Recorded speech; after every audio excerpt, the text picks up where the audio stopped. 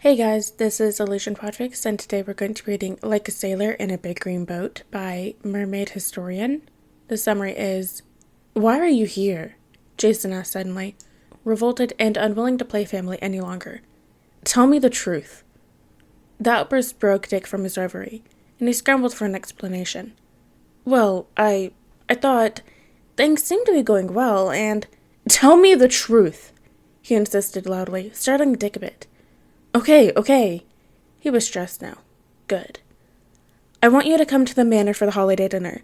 I know it's been rough with us these past couple years, but I'd hoped—" He broke off and took a breath.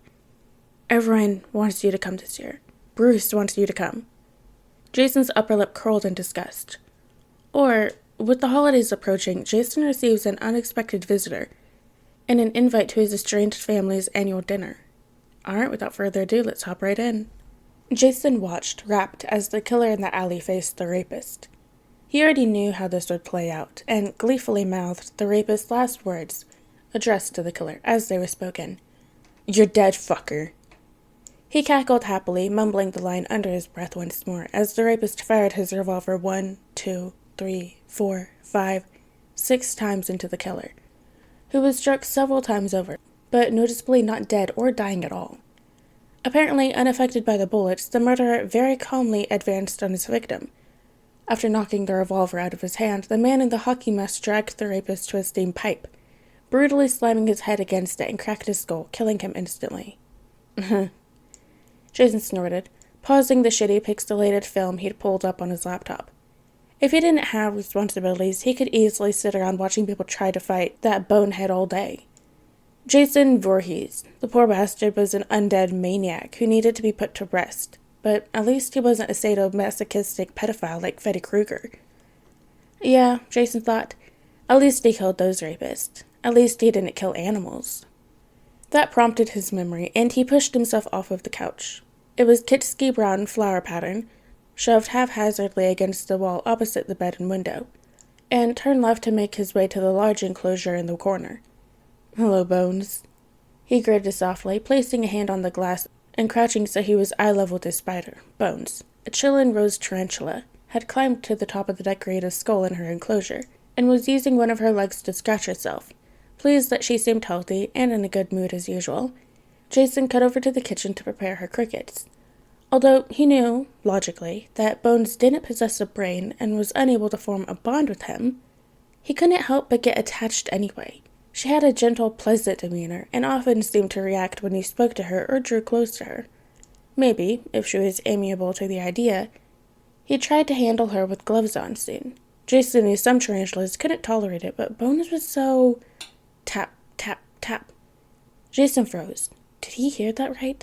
Tap, tap, tap, tap.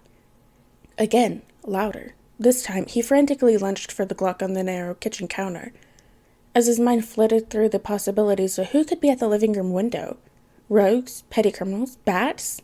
Terrified at the prospect of getting smoked on a random Wednesday and leaving Bones behind to starve, he shuffled out of the kitchen with his back plastered to the cabinets, curling out and creeping past the closed bathroom door until he finally had a view of the window tapper out of his peripheral vision. He groaned, almost dropped his gun to the floor in relief, and took a breath to settle himself. Jason opened the window, just wide enough for a human to slip through, then nearly slammed it on his guest's heels in a fit of paranoia when he glimpsed the dark woods outside. The man made the entrance look fluid and graceful anyhow, as if he was accessing the house the usual way. He spun around crisply once inside and perched himself at the edge of the neatly made bed adjacent to the window. Jason sighed. He didn't want to check the window a second time, and he was sure his brother would make a note of behavior if he did. But he wouldn't be able to focus on the conversation at all if he didn't, which, unfortunately, would only make him seem even more excitable and unwell. So, he glanced out into the night as inconspicuously as possible. A light snow shower had begun, and there was no visible threat coming from any direction, of course. Logically, he knew what his brain couldn't accept. His brother would have taken care of it. When he turned back around, Dick Grayson looked convincingly distracted, but he had been watching and judging him out of the corner of his eye the whole time. Jason always noticed stuff like that. Once Dick had sorted out the dark, wet fringe flopping in his eyes, He turned to his clothes, shucking off the navy jacket he wore and brushing the snowflakes off of his gray sweatshirt and sweatpants. Jason tried to think about his own appearance as little as possible, but that became more difficult when Dick was around, lithe with tan skin and pale blue eyes. And a leading actor's smile. He looked like he could walk into a set of a Hallmark Christmas movie at any given moment. Jason was well aware that he, on the other hand, looked like someone edited Bruce Wayne's facial features onto the antagonist of a horror film. "Thanks for letting me in, Jay," Dick said, staring up at him through snow-encrusted eyelashes, as if he was gratefully moved that Jason had the mercy to open the window at all. "It's a fucking brick out there," he grumbled, suddenly feeling humiliated and exposed for no apparent reason. Dick nodded and subtly scanned the room. He was scrambling for a conversational foothold so they didn't slip into uncomfortable silence. Jason noted regretfully. He was about to have a rare night off the streets, observing bones and watching movies, and now he had to slog through a conversation, knowing every micro-expression could be reported back to the team of world-class detectives, including one who knew so much about him that Jason would become nauseous if he thought about it too long. Really, he should send Dick's sorry ass back to Bloodhaven. Tell him he was done with the biannual visits that did nothing but assuage his guilty conscience. He didn't do that. Instead, he waited as Dick's gaze caught on a single flimsy decoration above his bed, and his face brightened. "I see you're in a holiday spirit this year," he said happily. "That was a gift." "Oh?" Dick raised his eyebrow and cocked his head in amusement, clearly pleased with the direction the conversation was going. "Yeah, Aaliyah. This kid from the alley. She's in 3rd or 4th grade, maybe? She gave it to me. Parents ran a bodega and got into a situation with some weird people a while back. I helped them sort that out. Next time I saw her, she gave me this." Jason relaxes a bit, thinking about Aaliyah handing him a folded-up paper chain of joyful-looking snowmen, patting his helmet and calling him a killer robot. Jason hadn't done anything remotely violent in front of her, so he figured she must have heard it from kids at her school or something. "That is great, Jay. Seriously, that's very sweet. You must have really connected with her," Dick replied, seeming emotionally affected once again as he gently traced the edges of the wrinkled snowman. Jason struggled not to roll his eyes at the display. He would like to think he and Aaliyah connected, but Dick was really laying it on thick tonight. He always had a flair for the dramatic, starting out as a performer and all that. But Jason was beginning to suspect that another factor was at play, that Dick was priming him for something. His brother was never hostile or rude when they talked anymore, but the conversations were typically much more direct, concise. An exchange of information or an exchange of pleasantries, just checking in, no room for sentimentality. Jason was going to find out soon enough. In the meantime, Dick had stood up from the bed and was making his way towards one of Jason's greatest emotional vulnerability, Bones. "Who's this? Hi, pal," Dick greeted politely as he approached Bones' habitat. Jason hated it, but he couldn't help how pleased he felt that Dick didn't insult her or seem disgusted by her presence. Not that Bones would know or care if he did, obviously, but Jason would know. "That's Bones," he said succinctly, leaving them alone to retrieve the crickets he had abandoned in the kitchen, diagonally opposite from the enclosure. "Not afraid of spiders, I guess?" Jason called from inside, still gauging Dick's reaction to her. Hearing nothing, he peeked his head up to find Dick turned around, giving him a look that unmistakably conveyed, "Be fucking for real." "I was raised in a circus, man. I think I can handle one single spider. Here, let me pet it." Dick went to unlatch the lid of her habitat, and Jason felt his nervous system ignite. "No!" he screamed, still trying to find where he set the crickets before he had to grab his gun. "I swear to God, Dick, do not touch her." "Come on, Jay, not even a little back scratch. She looks so friendly." Amy is clearly not taking Jason's distress seriously enough. "I'm not fucking around. Get any closer and the Lazarus Pit won't even know what to do with your sorry ass when I'm done." Jason felt his face burn in anger as Dick cackled. "Jesus Christ." "He won't be able to help you either. Fuck off." Okay, Dick breathed, clearly smothering a laugh. "Bones is safe with me, don't worry." Jason harumphed and got back to the task at hand. He finally managed to find the cricket shoved in the cabinet he had opened maybe twice in his 6 months at the place. He was in the middle of locating the tongs he would use to drop a few of them into their enclosure when Dick's grating voice came through him again. "Jay, don't be mad, but she just opened the crate of her own free will. She wanted to meet me, and She's crawling up my arm! Oof!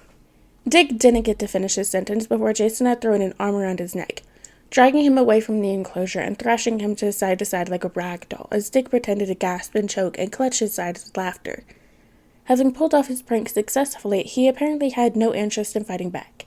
Eventually, Jason hoisted him into the air and carelessly threw his limp body onto an ugly flower couch, chuckling despite himself at his brother's theatrics. "Oh my god," Dick wheezed, his laughter finally dying down. "You know I was messing with you, right?" "No shit, dumbass. I can see my spider right there. I think I made it clear you'd end the night in an unmarked grave if something happened. Did you seriously know that falling even 1 or 2 feet could kill her?" "Seriously? That's rough." "Yeah."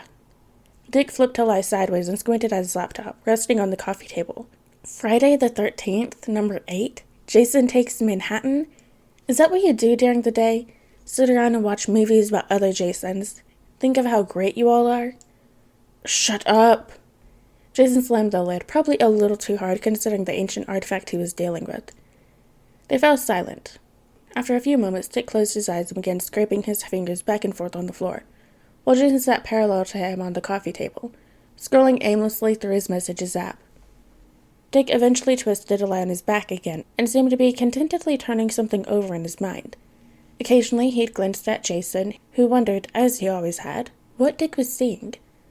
Superficially, Jason was pale and scarred on his right cheek and his nose, with chronically poor posture. There was a white streak in his dark hair, passed down by none other than Death himself. His lips and nose could easily be Willis's, but everything else, well, it was from Sheila, obviously.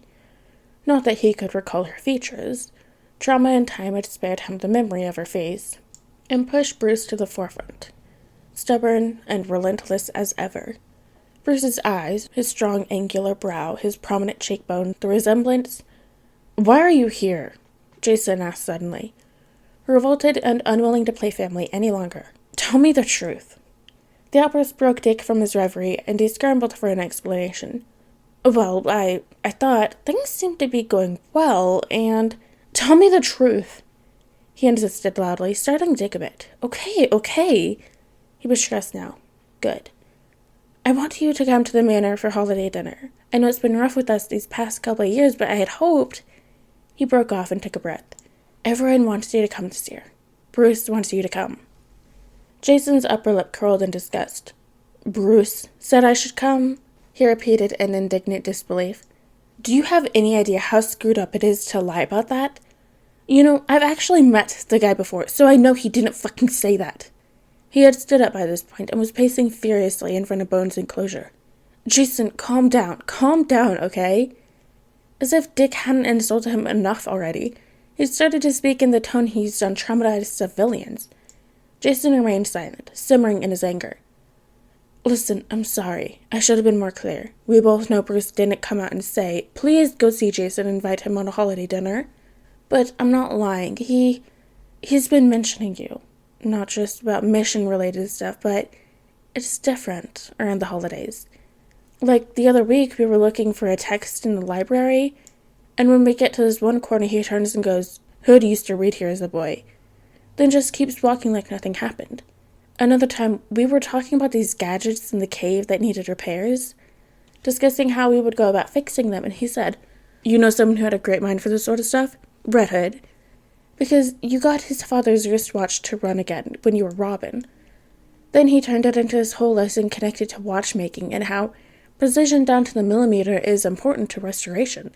He said other stuff too. Those are just ones I remember off the top of my head. And every time he says Hood or Red Hood, not Jason.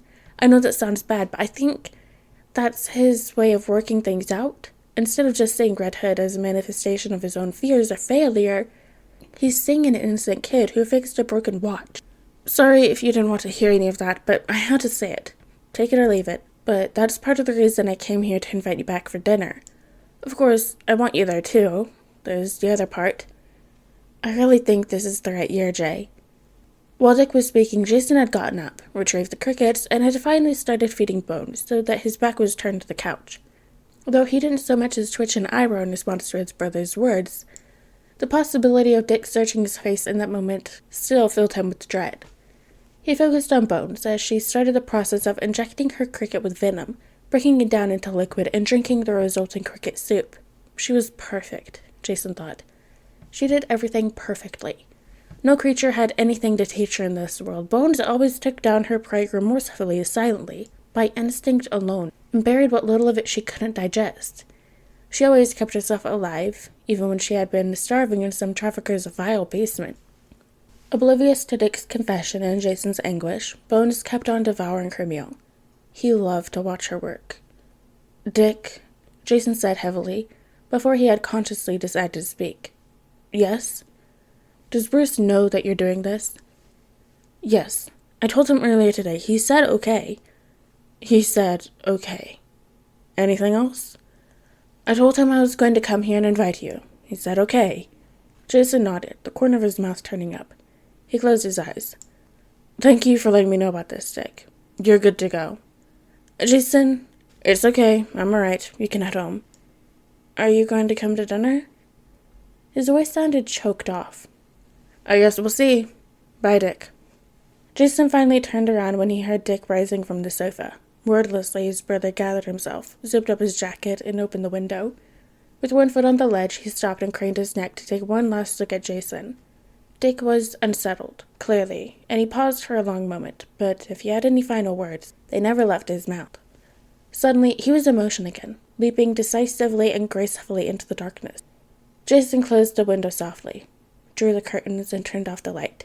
He got into bed, lying on his side over top the comforter, and placed his hands under his cheek. It wasn't enough, so he drew his knees up to his chest and pretended that he was very small. Jason's mind was filled with strange creatures of the night.